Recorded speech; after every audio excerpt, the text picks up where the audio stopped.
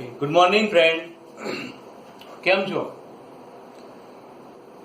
હવે લોકડાઉનનો સમય પણ લગભગ ઓછો થઈ ગયો, થોડા ફ્રી થઈ ગયા છો, પણ સાથે સાથે વિડીયો જોઈ તેનું અધ્યયન પણ કરતા રહેજો, એકલું ફરવાનું ન કરતા. ઓકે, આગળ બે વિડીયો આપણે જોઈ ગયા જેની અંદર ઓર્ગેનિક સંયોજનો એટલે કે કાર્બનિક સંયોજનો જે છે એના નામકરણ કેવી રીતે કરી શકાય તેની ચર્ચા કરી હતી. અને એ ચર્ચામાં આલ્કેન, આલ્કીન અને આલ્કાઇન ત્રણ સંયોજનો વિશે ચર્ચા સમજી ગયેલા છે. હવે આજે એક નવા ટોપિક ઉપર થોડી ચર્ચા કરીએ. કાર્બનિક સંયોજનના નામકરણમાં તો ઘણું બધું છે, કદાચ સંયોજનો બધા જ સંયોજનના નામકરણની ચર્ચા કરીએ ને તો 10 દિવસ પણ ઓછા પડે. કેમ? Alkane, alkene, alkyne, halogen, alcohol, ether, aldehyde, ketone, carboxylic acid, amine, nitro, cyanide, ester, acid anhydride અને એસિડ ક્લોરાઇડ. આટલા સંયોજનો છે, પણ અત્યારે બહુ ટેન્શન કરવાની જરૂર નથી. એ બધી ડિટેલમાં ચર્ચા આપણે આગળના ચેપ્ટરોમાં જ્યારે 12 સાયન્સમાં 11 સાયન્સમાં આવીશું ત્યારે કરીશું. પણ હાલ પ્રાઇમરી ચર્ચા મેં તમને સમજાવી દીધી. હવે એક ટોપિક બીજો સમજવો છે કે જેની અંદર વાત આવે છે પરમાણુના બંધારણની. પરમાણુનું બંધારણ કેવું હોય છે એ સમજીએ અને ચર્ચા કરીએ. એ પહેલા એક વાત કરું કે મેં તમને છેલ્લે એક હોમવર્ક આપ્યું હતું. હોમવર્કના જવાબ મેં વોટ્સઅપમાં મેસેજ કરી દીધા છે. તમે બધા ચેક કરી લેજો અને જોઈ લેજો કેટલા જવાબ સાચા છે. 4 પ્રશ્નો હતા, બરોબર ને? ઓકે, હવે પરમાણુનું બંધારણ કેવું હોય તો સૌથી પહેલો પ્રશ્ન થશે કે પરમાણુ કયા કયા કણો દ્વારા બનેલું છે. આવો પ્રશ્ન થાય તો પરમાણુ એ 3 પ્રકારના મૂળભૂત કણો દ્વારા બનેલું હોય છે. કયા 3 મૂળભૂત કણો છે? તો પ્રોટોન, ન્યુટ્રોન અને ઇલેક્ટ્રોન. કયા 3 કણો છે? પ્રોટોન, ન્યુટ્રોન અને ઇલેક્ટ્રોન. હવે પ્રશ્ન થશે કે પરમાણુ આ 3 કણો દ્વારા જ બનેલો છે. તો જ્યારે આધુનિક વિજ્ઞાનમાં સંશોધનો આગળ વધ્યા ત્યારે જાણવા મળ્યું કે પરમાણુમાં ફક્ત 3 કણો જ નથી, આના સિવાય પણ ઘણા બધા કણો રહેલા હોય છે. કયા હોઈ શકે? તો એની અંદર મેસોન કણો, ગ્રેવિટોન, ફોટોન, આમાં પણ ઘણા બધા કણો રહેલા હોય છે. એની અંદર મેસોનમાં પણ બીજા મેસોન કણો આવે છે. કયા કયા? તો ચાઉ MASON, kappa MASON, જીટા MASON, tau MASON અને ચાઈ મેસોન. બધા ચાઇના વાળા હોય એવું લાગે છે. ઓકે, તો અહીંયા આગળ આ બધા કણો જે છે એ પરમાણુમાં રહેલા હોય છે. પણ આમ છતાંય પરમાણુનું બંધારણ મૂળભૂત રીતે 3 પ્રકારના કણો દ્વારા બનેલું હોય છે. કયા? પ્રોટોન, ન્યુટ્રોન અને ઇલેક્ટ્રોન. તો હવે ત્યાંથી શરૂઆત આગળ વધારીએ. ઓકે, તો અહીંયા આગળ ધ્યાન આપજો બકા. તો પ્રોટોન છે જેની સંજ્ઞા આપણે P લખી શકીએ અને પ્રોટોન કણ જે છે એના ઉપરનો વીજભાર ધન હોય છે તેથી P+ પણ ક્યારેક લખાય છે. ઓકે, ચલો હવે બીજી વાત આવે છે ઇલેક્ટ્રોન. ઇલેક્ટ્રોનની સંજ્ઞા જે છે E લખાય છે. ઇલેક્ટ્રોન ઋણ વીજભારિત કણ હોવાના કારણે તેના ઉપર માઇનસ સંજ્ઞા પણ લખવામાં આવે છે. ઓકે, અને છેલ્લા કણની વાત કરીએ તો અહીંયા આગળ વાત આવશે ન્યુટ્રોન. ન્યુટ્રોનની સંજ્ઞા N તરીકે દર્શાવવામાં આવે છે અને તેના ઉપરનો વીજભાર 0. તો અહીંયા આગળ તમે વીજભાર નહીં દર્શાવો તો ચાલશે, કેમ કે વીજભાર છે જ એમ માનીને સંજ્ઞા પ્રોટોનની P, ઇલેક્ટ્રોનની E, ન્યુટ્રોનની N સંજ્ઞા દર્શાવવામાં આવે છે. ઓકે બકા, તો એક પરમાણુના બંધારણની વાત કરી. હવે એક વાત વિચારો કે પરમાણુમાં 3 કણ ક્યાં ગોઠવાયેલા હોઈ શકે? આગળના ધોરણમાં થોડી ચર્ચા કરી, એના પરથી તમને થોડો ખ્યાલ તો હશે જ કે ભાઈ પ્રોટોન ક્યાં હોય, ન્યુટ્રોન ક્યાં હોય, ઇલેક્ટ્રોન ક્યાં હોય. તો આપણે જાણીએ કે પરમાણુ 2 ભાગમાં વહેંચાયેલો છે. એક પરમાણુ કેન્દ્ર હોય છે અને બીજો કેન્દ્ર સિવાયનો બહારનો ભાગ છે.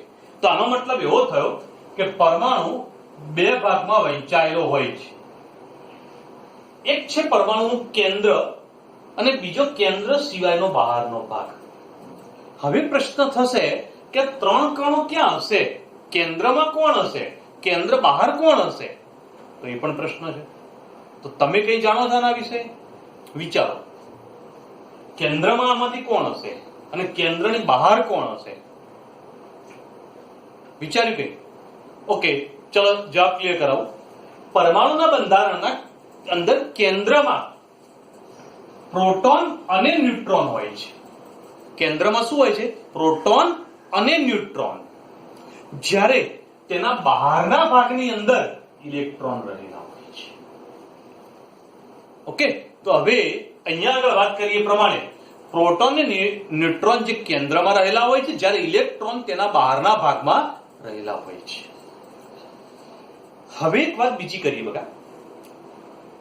કોઈ પણ પરમાણુ દળ ધરાવતો હોય છે. જો પરમાણુ દળ ધરાવતો હોય, પરમાણુને પણ વજન હોય, તો પરમાણુના દળનો અથવા વજનનો આધાર કોના ઉપર હોય છે? આ ત્રણમાંથી. તો આ પ્રશ્નનો જવાબ આપી શકશો? વિચારો કે ભાઈ દળનો આધાર પ્રોટોન, ન્યુટ્રોન, ઇલેક્ટ્રોન ત્રણ પૈકી કોના ઉપર હોય છે? તો ધ્યાન આપો, પરમાણુનું દળ એ પ્રોટોન અને ન્યુટ્રોનના કારણે હોય છે. ઇલેક્ટ્રોનનું દળ અતિ નહિવત હોય છે, તેથી ઇલેક્ટ્રોનને દળ રહિત ગણવામાં આવે છે. ઇલેક્ટ્રોનનું દળ ધ્યાનમાં લેવામાં આવતું નથી. કેમ? અતિ નહિવત દળ ધરાવે છે, તેથી દળ રહિત એને ગણવામાં આવે છે. જ્યારે પ્રોટોન અને ન્યુટ્રોનને દળ હોય છે. અને બંનેના દળને જો એકમ ગણી લઈએ તો પ્રોટોનનું દળ 1 હોય તો ન્યુટ્રોનનું દળ પણ એકમ ગણાય, જ્યારે ઇલેક્ટ્રોનનું દળ 0 ગણવામાં આવે છે. ઓકે, તો આ બાબત ધ્યાન રાખવાની. હવે પ્રોટોન, ન્યુટ્રોન ને ઇલેક્ટ્રોનની આ જે માહિતી આપણે મેળવીએ એના આધારે પરમાણુ વિશે થોડો ખ્યાલ આગળ મેળવીએ અને સમજીએ. તો કોઈ પણ પરમાણુનું દળ કોના આધારે નક્કી થશે? પ્રોટોન અને ન્યુટ્રોનના આધારે. આપણે એક વાત જાણીએ છીએ બગા કે ભાઈ ઓક્સિજન, તો ઓક્સિજનનો પરમાણુ ભાર કેટલો? તો 16 છે. ઓકે, તો 16 પરમાણુ ભાર કેવી રીતે નક્કી થયો? કારણ કે ઓક્સિજનની અંદર પ્રોટોન અને ન્યુટ્રોનની સંખ્યા 8-8 હોય છે. તો એના આધારે ઓક્સિજનનો પરમાણુ ભાર નક્કી થયો. તો કોઈ પણ પરમાણુનો ભાર એટલે કે દળ એ પ્રોટોન અને ન્યુટ્રોનની સંખ્યાના આધારે નક્કી થાય છે. ઓકે, હવે થોડી વિશેષ વાત સમજીએ અને ચર્ચા કરીએ. તો ધ્યાન આપજો બગા, તમે આવર્ત કોષ્ટક ભણી ગયા હશો 9મા ધોરણમાં. આવર્ત કોષ્ટકની અંદર પહેલું તત્વ કયું? તો હાઇડ્રોજન. બીજા નંબરમાં હિલિયમ છે, ત્રીજા નંબરમાં લિથિયમ છે. તો એવી રીતે beryllium, boron, carbon, nitrogen, oxygen, fluorine, neon. Okay, તો આ રીતે તત્વોનો ક્રમ આપેલો છે. કેવી રીતે ક્રમ નક્કી કર્યો? તત્વ શોધાયું એ પ્રમાણે ગોઠવી દીધા? વૈજ્ઞાનિકોને ગમ્યું એ પ્રમાણે ગોઠવી દીધા? ના, એવું નથી. તો કોઈ વૈજ્ઞાનિક કે મારા નામ વાળું તત્વ પહેલું આવવું જોઈએ, તો પછી ઝઘડો થાય, એવું થાય. બરાબર? તો પછી અહીંયા આગળ શું નક્કી કરવું પડશે? તો તત્વોને ક્રમમાં ગોઠવવા હોય તો એ ગોઠવવા માટે વૈજ્ઞાનિકોએ પ્રોટોનની સંખ્યાને ધ્યાનમાં લીધી. કોને ધ્યાનમાં લીધી બકા? પ્રોટોનની સંખ્યા. કોઈ પણ તત્વમાં પ્રોટોનની સંખ્યાના આધારે તત્વોને ક્રમમાં ગોઠવી દીધા. જો તેના કેન્દ્રમાં એક જ પ્રોટોન હોય તો તે તત્વનો પરમાણુ ક્રમાંક 1 ગણાય. તો હાઇડ્રોજનના કેન્દ્રમાં એક જ પ્રોટોન છે, તેથી હાઇડ્રોજનનો પરમાણુ ક્રમાંક 1 છે. બોલ્યામાં કોઈ પ્રોબ્લેમ? ઓકે, તો હાઇડ્રોજનનો પરમાણુ ક્રમાંક 1. ચલો, હિલિયમનો 2 નંબર કેમ આપ્યો હશે? તો કોના આધારે હિલિયમનો નંબર બીજો આપ્યો? કારણ કે તેના કેન્દ્રમાં 2 પ્રોટોન છે. તો હવે પ્રોટોનની સંખ્યાની વાત કરી તે જ રીતે કોઈ પણ પરમાણુ ઉપર જો વીજભાર ના હોય તો તેમાં પ્રોટોન જેટલા હોય એટલા જ ઇલેક્ટ્રોન હોય. સમજ્યા? બોલે સમજો. દાખલા તરીકે હાઇડ્રોજન. તો હાઇડ્રોજનના કેન્દ્રમાં 1 ધન હોય પ્રોટોન, તો 12 1 ઋણ વીજભારિત ઇલેક્ટ્રોન હોય. હિલિયમમાં કેટલા પ્રોટોન છે? તો હિલિયમમાં પ્રોટોનની સંખ્યા 2 છે. તો તેના બહારના ભાગની અંદર ઇલેક્ટ્રોનની સંખ્યા પણ 2 જ હોય. ઓકે બગા, તો અહીંયા આગળ આપણે પરમાણુ ક્રમાંક નક્કી કર્યો. પરમાણુ ક્રમાંક શું છે બોલો? તેમાં રહેલા પ્રોટોનની સંખ્યા અથવા તટસ્થ પરમાણુમાં રહેલા ઇલેક્ટ્રોનની સંખ્યા, જે પરમાણુ ક્રમાંક કહેવાય. લિથિયમનો પરમાણુ ક્રમાંક 3. કેમ 3 નક્કી કર્યો હશે? કેવી રીતે નક્કી કર્યો? તો પરમાણુ ક્રમાંક 3 નક્કી કરવા માટે પ્રોટોનની સંખ્યા, કારણ કે તેના કેન્દ્રમાં 3 પ્રોટોન છે અને લિથિયમ તટસ્થ હોય તો તેના 3 ઇલેક્ટ્રોન હોય છે. ઓકે બગા, તો અહીંયા આગળ આપણે આ વાત સમજી ગયા, ક્લિયર કરી ગયા. કોઈક મુશ્કેલી ધ્યાન રાખજો. હવે અત્યારે જે ચર્ચા કરી ફક્ત પ્રાઇમરી માહિતી મેળવીએ છીએ, બહુ ટેન્શન કરવું નહીં. જ્યારે સ્કૂલ રેગ્યુલર શરૂ થશે ત્યારે આ બધા ટોપિક બહુ ડિટેલમાં આપણે સમજીશું, ચર્ચા કરીશું, એટલે અત્યારે બહુ ટેન્શન કરતા નહીં. ઓકે, ચલો હવે આ વાત સમજી ગયા, ક્લિયર કરી ગયા. ફરીથી એકવાર એક વાક્ય યાદ કરાવો. પરમાણુ ભાર એટલે શું? પરમાણુ ભાર એટલે શું? પરમાણુ ભાર એટલે પ્રોટોન અને ન્યુટ્રોનની કુલ સંખ્યા, જેને પરમાણુ ભાર કહે છે. ઓકે, તો અહીંયા આગળ પરમાણુ ભારને આપણે એ કહીએ. પરમાણુ ભારને આપણે શું કહીશું? એ. તો એ બરાબર શું થશે? Proton plus neutron.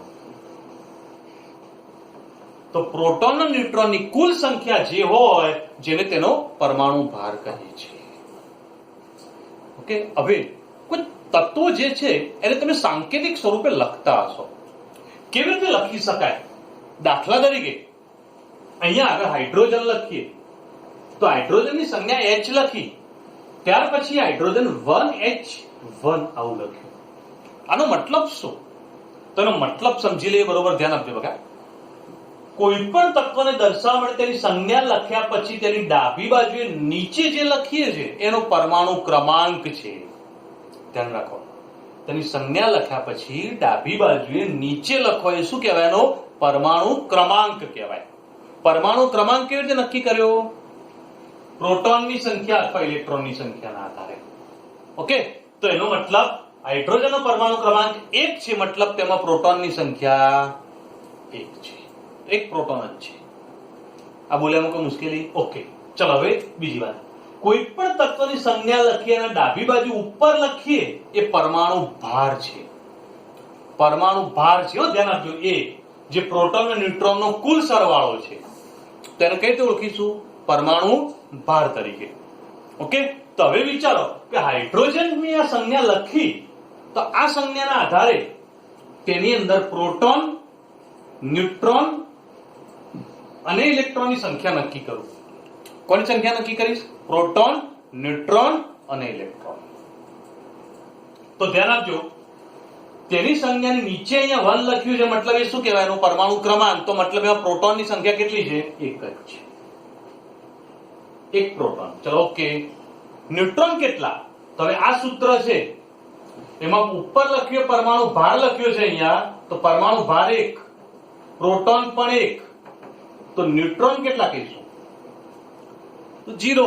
ઓકે, તો ન્યુટ્રોનની સંખ્યામાં 0 થઈ ગઈ.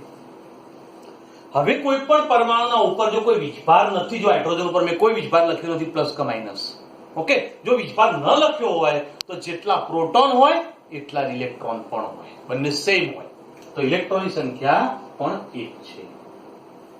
બોલો, કોઈ પણ આવી સંખ્યા લખી હોય તેના ઉપરથી પ્રોટોન, ન્યુટ્રોન અને ઇલેક્ટ્રોનની સંખ્યા નક્કી કરી શકો. એક બીજું ઉદાહરણ લઈએ, આઈડિયા આવશે. Okay, 8 oxygen 16. શું લખ્યું બગા? 8 ઓક્સિજન 16. હવે 8 ઓક્સિજન 16 જે મેં લખ્યું છે સંજ્ઞા, એ સંજ્ઞા થોડી ધ્યાન આપો બગા.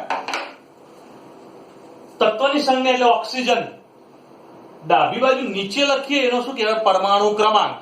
પરમાણુ ક્રમાંક 8, તો પ્રોટોન કેટલા હોય? 8 જ હોય. ઓકે, તો પ્રોટોનની સંખ્યા 8. ઓકે, હવે ન્યુટ્રોન, તો ઉપર લખ્યું શું કહેવાય બગા? પરમાણુ ભાર. તો પરમાણુ ભાર 16, પ્રોટોન 8, તો ન્યુટ્રોન કેટલા? 8 આ બાજુ લાવો એટલે 16 માંથી 8 જતા રહે, 8 વધશે. ઓકે, તો ન્યુટ્રોનની સંખ્યા 8 છે. હવે પ્રશ્ન થશે ઇલેક્ટ્રોન. આના પર કોઈ વીજભાર છે? નથી. વીજભાર ન હોય તો જેટલા પ્રોટોન એટલા જ ઇલેક્ટ્રોન. ઓકે, તો ઇલેક્ટ્રોન પણ 8 છે. કેવી રીતે નક્કી કરીએ છીએ? ઓકે, હજુ એક બીજું ઉદાહરણ આપું, ધ્યાન આપજો. 11 સોડિયમ 23. બરોબર? તો આ ઉદાહરણ મેં આપ્યું, આના ઉપરથી સમજવાનો ટ્રાય કરીએ. ચલો ધ્યાન આપો. તત્વની સંજ્ઞા સોડિયમ, એની ડાબી બાજુએ નીચે લખ્યું એ શું કહેવાય? એનો પરમાણુ ક્રમાંક. પરમાણુ ક્રમાંકની સંખ્યા જે છે એ જ શું છે એના અંદરના પ્રોટોન દર્શાવે છે. ઓકે, તો પ્રોટોનની સંખ્યા 11 છે. ન્યુટ્રોન કેટલા? તો ડાબી બાજુ ઉપર લખ્યો પરમાણુ ભાર હોય તો અહીંયા 23, પ્રોટોન 11, તો ન્યુટ્રોનની ગણતરી કરી દો. 11 આ બાજુ આવશે માઇનસ થઈ જશે, 23 માંથી 11 જાય તો 12. ઓકે, તો અહીંયા આગળ ન્યુટ્રોન 12 છે. સોડિયમ પર કોઈ વીજભાર નથી. ઓકે, તો મતલબ જેટલા પ્રોટોન એટલા જ ઇલેક્ટ્રોન પણ હોય. તો હવે પ્રોટોન, ન્યુટ્રોન, ઇલેક્ટ્રોનની સંખ્યા ગણતા આવડી જાય ને? ઓકે, તો હવે ધ્યાન આપજો બકા, અહીંયા આગળ બે મુખ્ય શબ્દો આપણે સમજ્યા છે. કોઈ પણ તત્વની સંજ્ઞાની ડાબી બાજુ નીચે લખીએ પરમાણુ ક્રમાંક કહેવાય, જે પ્રોટોનની સંખ્યા અથવા તટસ્થ પરમાણુમાં રહેલા ઇલેક્ટ્રોનની સંખ્યાના આધારે નક્કી થાય. કોઈ પણ તત્વની સંજ્ઞાના ઉપરના ભાગમાં જે લખ્યું છે એને પરમાણુ ભાર કહેવાય. પરમાણુ ભાર કેવી રીતે નક્કી થાય? પ્રોટોન અને ન્યુટ્રોનની કુલ સંખ્યાથી નક્કી થશે. પ્રોટોન, ન્યુટ્રોનની કુલ સંખ્યાથી. ઓકે, તો આ ધ્યાનમાં રાખજો, આ સમજજો. હવે 3 પોઈન્ટ વ્યાખ્યા તરીકે જોવા છે અને સમજવા છે. શું છે તો ધ્યાન આપજો.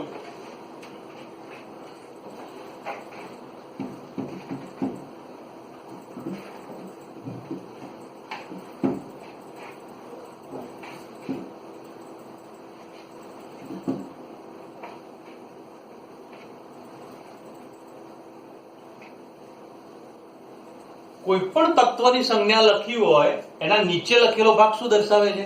પરમાણુ ક્રમાંક. ઓકે, ઉપર દર્શાવેલો ભાગ એ પરમાણુ ભાર. ઓકે, બરાબર. હવે ધ્યાન આપજો, 3 વ્યાખ્યાઓ સમજવી છે. 3 વ્યાખ્યાઓમાં સૌથી પહેલી વ્યાખ્યા છે સમસ્થાનિકો.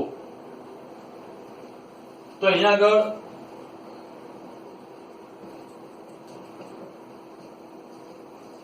કોને કહીશું સમસ્થાનિકો? તો હું જે બોલું થોડું ધ્યાન આપજો બકા અને સમજજો. જે તત્વોમાં પરમાણુ ક્રમાંક સમાન હોય પણ પરમાણુ ભાર જુદા જુદા હોય તો તેવા તત્વોને એકબીજાના સમસ્થાનિકો કહે છે. શું બોલ્યા? પરમાણુ ક્રમાંક સમાન છે મતલબ પ્રોટોન સરખા જ હોય પણ પરમાણુ ભાર બદલાઈ જાય. પરમાણુ ભાર ક્યારે બદલાય? પ્રોટોન સરખા જ હોય પણ ભાર બદલાતો હોય તો ન્યુટ્રોન બદલાયા હોય. ઓકે, તો અહીંયા આગળ આવા પ્રકારના જે તત્વો છે એને શું કહેવાય? એકબીજાના સમસ્થાનિકો. ફરીથી એકવાર, સમસ્થાનિકો કોને કહીશું? પરમાણુ ક્રમાંક સમાન છે પણ પરમાણુ ભાર જુદા જુદા છે તો એને એકબીજાના સમસ્થાનિકો કહે છે. ઓકે, આવા સમસ્થાનિકો ન્યુટ્રોન બદલાઈ જાય તો ઉદાહરણ લઈએ, ધ્યાન આપજો. 1H1, ઓકે, 1H2 અને 1H3. 1H1 લખ્યું જેને આપણે પ્રોટિયમ પણ કહી શકીએ છીએ, 1H2 લખ્યું જેને ડ્યુટેરિયમ પણ કહેવાય અને ડ્યુટેરિયમ લખીએ છીએ તો એની ડી સંજ્ઞા પણ લખી શકીએ. અને 1H3 છે જે ટ્રિટિયમ પણ કહેવાય જેને 1T3 પણ લખી શકાય.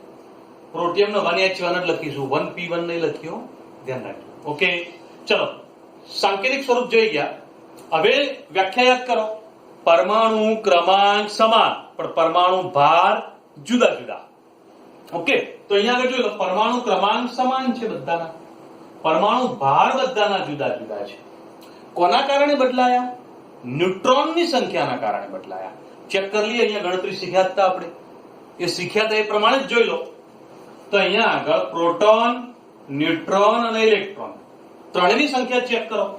ચલો, આની અંદર પ્રોટોન કેટલા? જે પરમાણુ ક્રમાંક એ જ પ્રોટોન, આમાં પણ એ જ અને આમાં પણ એ જ. બોલો, દરેકના પ્રોટોન મેં નક્કી કર્યા, કોઈ મુશ્કેલી બગા? ઓકે, સરસ. ન્યુટ્રોન, ન્યુટ્રોન કેવી રીતે નક્કી કરીશું? તો ઉપર જે પરમાણુ ભાર છે એમાંથી પરમાણુ ક્રમાંક બાદ કરી દો. અહીંયા એવું જ હતું, જુઓ, પરમાણુ ભાર એમાંથી પરમાણુ ક્રમાંક એટલે પ્રોટોનની સંખ્યા બાદ કરી, ન્યુટ્રોનની સંખ્યા મળી ગઈ હતી. તો ઉપરના પરમાણુ ભારમાંથી પ્રોટોન બાદ કરો, 1 - 1 મતલબ 0, તો ન્યુટ્રોન 0 છે. આમાં ન્યુટ્રોન ગણો. ચલો, પરમાણુ ભાર 2, પરમાણુ ક્રમાંક 1, તો ન્યુટ્રોન કેટલા થશે? ઓકે, 1. સરસ. અહીંયા આગળ ન્યુટ્રોન 2. ઓકે, કોઈ પણ તટસ્થ પરમાણુ હોય તેમાં જે પ્રોટોન છે એ જ ઇલેક્ટ્રોન પણ છે. તો આનો મતલબ એવો થયો કે અલગ શું પડ્યું? અને જો ન્યુટ્રોનની સંખ્યા અલગ પડતી હોય તો આનો મતલબ શું થાય? બરાબર, ન્યુટ્રોનની સંખ્યા અલગ પડે તો એનો મતલબ એવો થાય કે આ શું છે? એકબીજાના સમસ્થાનિકો છે. કારણ કે પરમાણુ ક્રમાંક સમાન છે, ન્યુટ્રોનની સંખ્યા બદલાવાના કારણે પરમાણુ ભાર બદલાય છે. ઓકે, તો અહીંયા આગળ સમસ્થાનિકો ઓળખતા આવડવું જોઈએ. બરોબર, બીજા એકાદા ઉદાહરણની વાત કરીએ અને સમજીએ. ધ્યાન આપજો બકા. અહીંયા આગળ 8 ઓક્સિજન 16 અને 8 ઓક્સિજન 17. તો મતલબ આ બંને પણ એકબીજાના સમસ્થાનિકો કહેવાય છે. કેવી રીતે નક્કી કર્યું? જો પરમાણુ ક્રમાંક સમાન છે, પ્રોટોન સરખા છે, પણ પરમાણુ ભાર જુદા જુદા છે, તો બંનેને એકબીજાના સમસ્થાનિકો કહીશું. બોલો, સમસ્થાનિકોની વાત કમ્પ્લીટ. તો સમસ્થાનિકો એક મુદ્દો મગજમાં રાખજો. ઓકે, હવે બીજી વ્યાખ્યા અહીંયા આગળ સમજવી છે, અને જે વ્યાખ્યા અહીંયા આગળ આવે છે જેની વાત આપણે કરીશું, સમભારીય.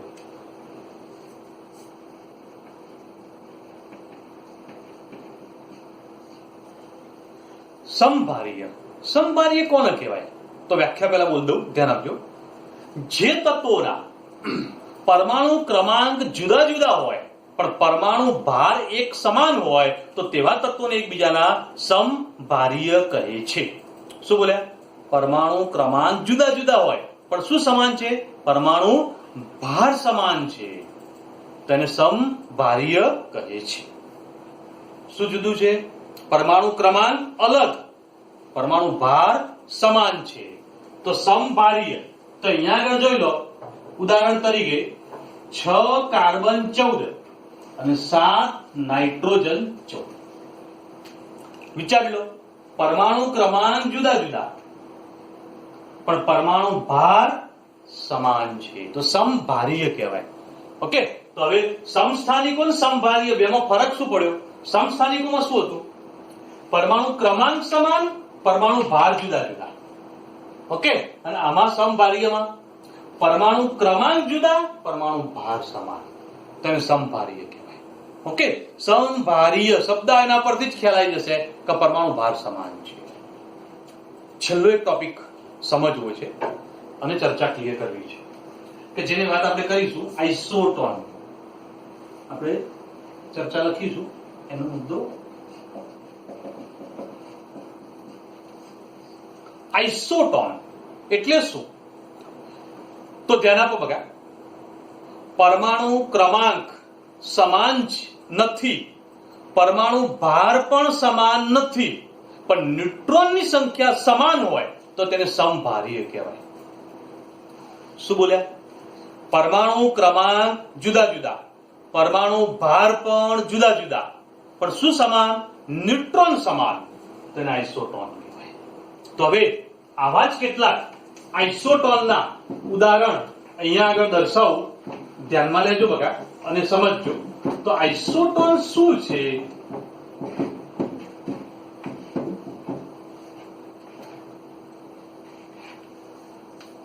તો ઉદાહરણમાં સમજીએ.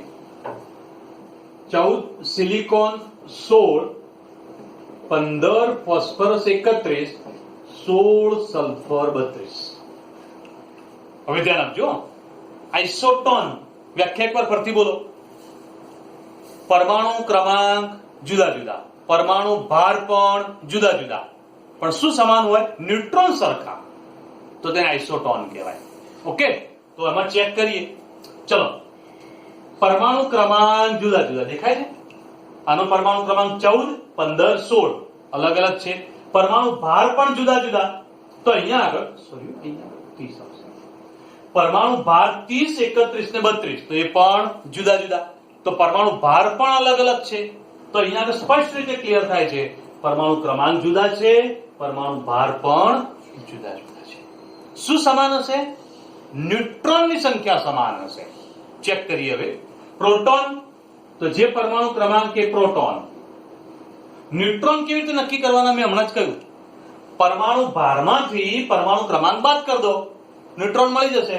30 માંથી 14 બાદ કરો તો અહીંયા આગળ 16 થશે. ઓકે, અને ઇલેક્ટ્રોનની સંખ્યા તો પ્રોટોન જેટલી જ છે. હવે ચલો આની અંદર પ્રોટોન 15, ન્યુટ્રોન ગણો, પરમાણુ ભારમાંથી પરમાણુ ક્રમાંક બાદ કરો, 31 માંથી 15 બાદ કરો તો અહીંયા આગળ જવાબ આવશે 16. ઓકે, અને ઇલેક્ટ્રોન પણ.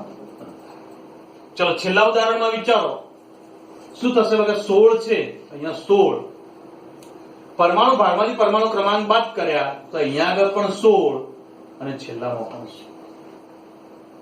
વ્યાખ્યા પ્રમાણે ક્લિયર, પરમાણુ ક્રમાંક જુદા જુદા, પરમાણુ ભાર પણ જુદા જુદા હોય, શું સમાન હોય? તો ન્યુટ્રોન સમાન છે. અને જો ન્યુટ્રોન સમાન હોય તો આવા પ્રકારના તત્વોને આઇસોટોન કહે છે. બોલો બગા.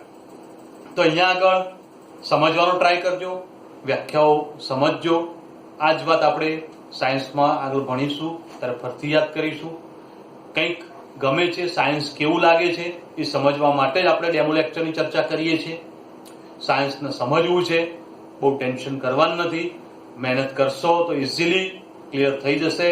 સાયન્સ માટે આપણે આગળ વાત કરી હતી, બરાબર? કે શું વાત કરી હતી?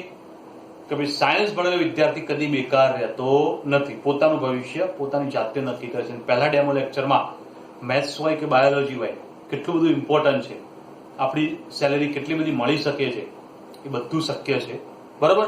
તો એ બધું તમે મેળવી શકો છો, પણ મહેનત દ્વારા, એમનેમ નહીં. ઓકે, તો આ ડેમો લેક્ચર ફક્ત અને ફક્ત આપણી સમજ માટે છે, બરાબર? આનાથી કંઈક વિશેષ મજા આવશે, કંઈક વધારે સમજીશું, વધારે એન્જોય કરીશું આપણા રેગ્યુલર લેક્ચરમાં. ઓકે, તો ઓકે, નેક્સ્ટ ટાઈમ મળીશું સ્કૂલમાં. Good day.